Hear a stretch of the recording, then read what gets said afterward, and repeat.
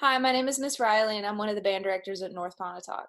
Today, we're going to talk about musical theater. Musical theater is one of the most popular ways right now that we are experiencing music in our culture. Most of the time, we see movies like Disney's really popular with doing this. They incorporate music, singing, and dancing and acting into their movies. And sometimes, like Frozen, for example, Frozen got turned into a musical theater production. Sometimes it goes backwards. A musical theater production turns into a movie. This is how we get exposed to it, and because we watch movies so often and we like music and singing and dancing because it's entertaining, this is one of the ways that we are exposed to music right now in our culture. So I want to talk to you guys about the ins and outs uh, of musical theater and what actually goes on behind the scenes. All right. So what actually is musical theater? Musical theater is a form of dramatic production combining singing, dancing, and acting to tell a story. Since the early 20th century, musical theater stage works have generally been called musicals. You guys know what a musical is. That's the way we hear it now because we're fancy. We call it a musical theater stage work. It's the same thing. The story and emotional content of a musical, that should say musical, I'm sorry, humor, love, anger, all of the emotions that really get us going and make a story really good and dramatic, are communicated through the words, music, movement, and technical aspects of the entertainment as an integrated whole. That's just a really difficult way of saying there's a lot that goes on to a musical theater production. So, the three main components of musical theater are singing, dancing, and acting. We're going to talk about each one of these individually. So singing. Unlike the opera is, we've talked about it in my general music classes, but just as a overview, opera, it tells a story. There's not really so much dancing in opera. It's an older form of telling a story through music, but they're singing through the entire thing. Sometimes in musicals, there's actual speaking, but opera, it's nonstop music, okay? It's also about the music first. With musical theater, production is about the story first, okay? We're trying to tell a story. Music is just the extra flair at the end, okay? Singing is high on the list of priorities because it is a musical production. That's why they're called musicals, right? But it's not first. Storytelling is first in musicals. Musical theater performers aren't cast just because they sing well, like opera singers are. They're cast because they look the part, they can dance or move well, and they can both act and sing. Okay, people who perform in musical theater productions or musicals have to. They're called triple threats. They have to sing, they have to dance, and they have to act. um, Musical singers. This is still in the first bullet. Theater singers also need to know how to make a variety of sounds. So now let's talk about this variety of sounds. A healthy musical theater technique involves making the beautiful, open, round sounds called legit. Okay. You know this when you hear it. It's when you hear that very overpronounced words in song, like I'm just going to keep saying Frozen, when Anna, is it Anna? I don't know, sings for the first time in forever. It's not for the first time in forever. It's for the first time in forever. There's a lot of emphasis on the specific syllables, okay? Open space, this is in the second bullet, open space and round head voice dominated sounds. When I sing like that, and I'm kind of making fun of her, but you guys get the point, it's all up here. I'm really focused in my, what we call our head voice. It's coming from my head, not from my chest, like in my breathing exercises that you guys should totally check out. We're talking about breathing from our torso. Everything's focused in my face. Second bullet still. This technique is similar to the opera singers, but it also includes belt. Belting is a specific technique of singing by which a singer mixes in the proper proportions their lower and upper resonances, resulting in a sound that resembles yelling, but is actually a controlled, sustained phonation. Okay, this is a really fancy way of saying that sometimes musical people who are in musicals and they're having to sing, have to have their voice carry for a really long period of time, and they have to do that in the proper way. They can't just scream. If you ever screamed for a really long time, your throat starts to hurt after a while. That's not what these people are doing. They have to do this every night and do through practices and rehearsals. And so if they do that, they're going to ruin their voice. They're not going to be able to work anymore. So they do this thing called belting, where they are trained and they go through years and years of training to do this. That's called belting. And I'm not going to do this on a video, but you can go to YouTube, look up musical singers belting. Men and women both do this. You probably already have an idea of what it is. It sounds like yelling, but they're doing it in a controlled way that's not actually harming their voice. Continuing on with singing. With theater repertoire, you want the sound to be conversational, not oversung.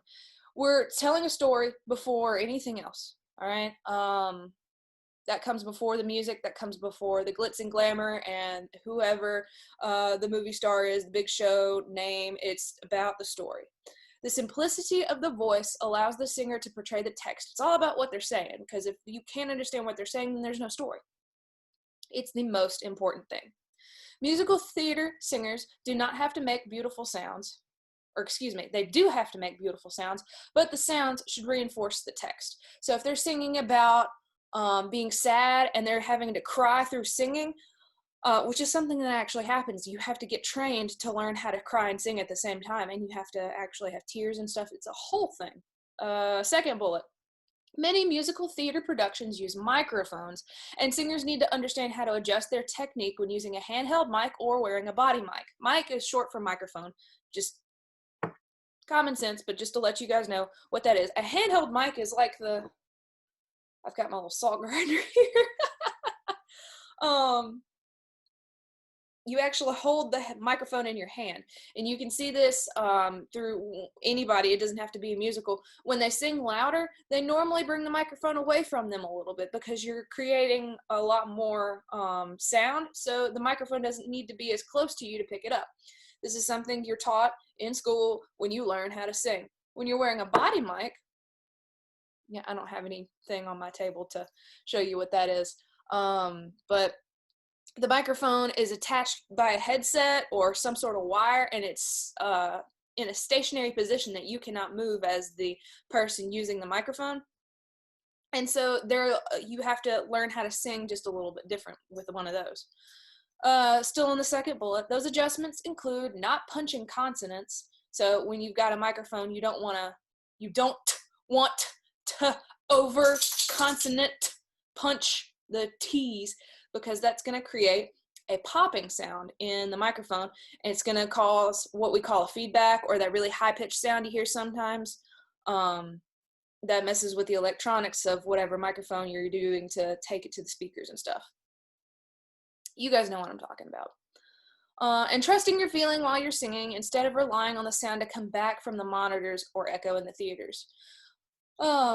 You see sometimes when singers are on stage and you've been doing this for such a long time, you don't really need to hear yourself. You just gotta trust yourself sometimes. You just gotta let the heat of the moment flow through you and know if something feels correct or not. Singers sometimes take the microphones off their ears when they're getting really into it. That's kind of a power move, all right? So that means you know what you're doing so well that you don't have to hear through those monitors that are projecting you back to you. You can either you're in the heat of the moment, or you're so good at what you do that you don't need that extra tool.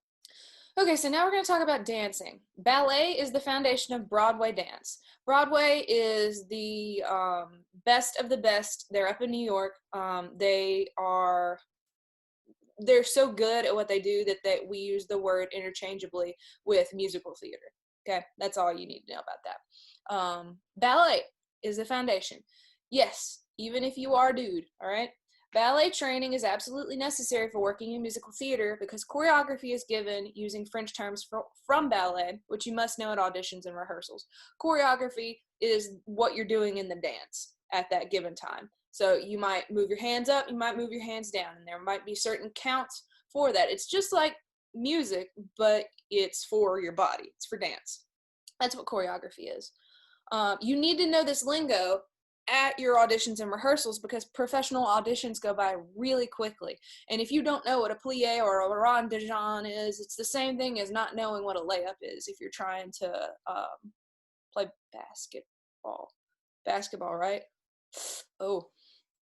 Musical theater performers also need training in tap, jazz, theatrical, Broadway again, ballroom. There's 2 different types of ballroom dance, and even hip hop. It depends on what kind of musical you're doing. You need to be prepared to do any sort of dance. And just like singing, all this dancing requires training, requires school, requires time, requires effort, okay? This is not an easy job to have. Yeah, and you have to be able to sing well, and you have to be able to dance well. That's why we call, I mentioned it earlier, it's that triple threat. We haven't gotten to the last of the 3 yet. And we're going to continue talking about dancing first, though. Partnering is another aspect of dance training that's essential in musical theater, because you're not always going to dance by yourself. Sometimes you might have a partner, especially because musical theater is one of their greatest things that they do is we talk about love stories a lot. All right, you can't have a love story if you don't have a partner to love. Okay, so there's a lot of dancing with partners in musical theater. Both the female and the male have certain roles they fulfill when partnering each other. You cannot guess or fake it. If you can't partner, you can cause injury to the person with whom you are dancing. And that's no fun. You don't want to kick someone in the face accidentally. You don't want to step on their toes. You need to have training to know how to dance with someone else. So now we are to the third and final bullet of what makes up musical theater, and that's acting. The most important aspect of musical theater is acting. Why? Because the most important thing that we are trying to do in musical theater is tell a story. You can't tell a good story if you're not convincing as an actor or actress. There is so much that has to be done before you can become a professional actor or actress. So if you want to get into musical theater, if you think, hey, I think I have got what it takes, these are the things that you should probably be thinking about doing. Number 1, take acting classes. You will need some legitimate training to list on your resume and help you get jobs. Find classes in your area to increase and practice your skills. This is also a great way to meet other professionals and inspiring actors. Consider a degree in theater from your local college. There are some actual college degrees here in Mississippi that you can major in, especially at the University of Mississippi, where I'm from. Hey, we have a degree in theater. You can also seek out classes at your local theater. I know Pontotoc City has a theater, and you can go and audition and perform in the theater. Or try colleges with highly respected acting programs. Next bullet point, perform at your local theaters. Pontotoc has one. What's up? This will help you gain experience and build your resume. Gaining experience on stage is important to growing as a performer, as well as creating a name for yourself. If you are available for a role, take it and perform it to the best of your ability, no matter the size of the part. This can go into any sort of job that you're wanting to pursue. You need experience if you want to be successful and get better jobs. That's just a good life lesson, man. Next bullet point, buy professional headshots. This is not applicable to every job. Headshots are photographs of your head and shoulders, kind of like me right now. But normally you're kind of posing, kind of like your graduation photos here recently that you see, or your school portrait, stuff like that. That's a headshot. Actors are required to have both a headshot and a resume when submitting for a role. Why? Because they need to know what you're looking like. You got to look the part. Where was I? Headshots used to be black and white, but the current expectation is that headshots are full color because we're fancy here in 2020. We like color. Make sure the picture is current and looks like you. If you age or change your hairstyle, if you go crazy in quarantine and decide to get bangs or shave your head, probably need to update your headshot to make sure that you look as crazy as you felt when you shaved your head in quarantine. Building an acting resume. This is one that could be applicable to a bunch of jobs. An acting resume should include your contact information, body specifications, experience, training, and special skills. List your most recent roles first and work your way backwards. Your most recent roles are probably going to be your best roles, so you want to start with the things that you did best with. Use that in your resume for any sort of skill in the future or in the present. You want to start with the most recent first. Contact information should be current. Body specifications, that goes along with the headshot. That's more for musical theater than anything. So next bullet point, acquire a talent agent. Broadway stages often only work with talent agencies when they're looking to cast important roles for a Broadway show. They don't have a lot of time to waste. They're trying to get this out as fast as possible, and so they want someone who knows these actors and actresses already. And so they know who they're looking for before these auditions even start. Using a talent agent helps streamline their process, which is what I just kind of said. Since the agent will know their actors and could submit only the people they know could fit the role. If they're looking for someone who can juggle fire and you can't juggle fire, it's not your role for you. That's not something you need to learn on the spot. Having a talent agent is going to be necessary to getting in the door of a Broadway audition if you want a lead role. It's just what I was saying earlier. Broadway is the best of the best. They don't have time to be messing around with, oh, well, maybe they could fit the role. Maybe they could juggle fire. No, there are too many people in the world that would kill for that spot that are already qualified. So they're not going to waste time with people who don't fit the role. Talent agents are also incredibly expensive. Headshots are also incredibly expensive. All of these things take time, take effort, and there's no guarantee that you're going to get a job. This line of work is very uncertain. There's not a lot of stability to it. So a lot of times actors often have other jobs like waitressing at a restaurant or Ubering for stuff. You hear the word struggling artist a lot. It's because they struggle. They do it for the hustle. It's because it's something they love. It's not always trying to get famous. Because people really enjoy producing these musical theater productions just like we enjoy watching them. And that's hopefully you gained a little bit of appreciation. Maybe you will notice something the next time you watch a musical. Maybe you will be able to notice, hey, I think that person's belting or using their head voice or something like that. But musical theater is a really special thing that we have, and we shouldn't take it for granted. And hopefully you learned something.